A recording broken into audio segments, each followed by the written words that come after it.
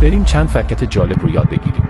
1. آیا میدونستی که خواب دیدن در کره شمالی جرم است؟ 2. سیاه‌دانه درمان هر دردی به جز مرگ.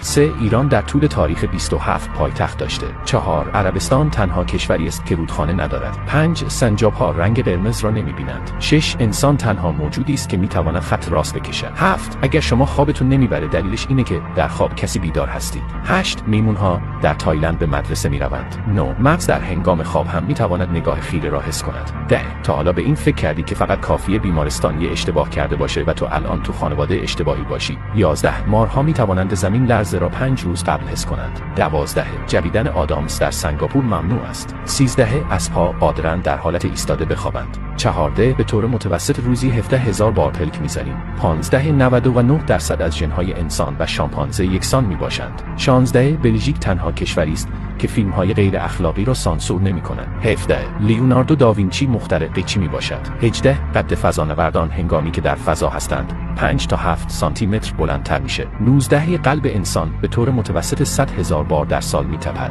20. سطح شهر مکزیک سالانه 25 سانتی متر نشست میکند. 21. زنان زودتر از مردان یخ میزنند. 22. ریحان خاصیت ضد پیری دارد. 23. کبری پس از فندک اختراع شد. 24. خورشید کوچکترین ستاره دنیاست. اگه جالب بود بنویس. بله.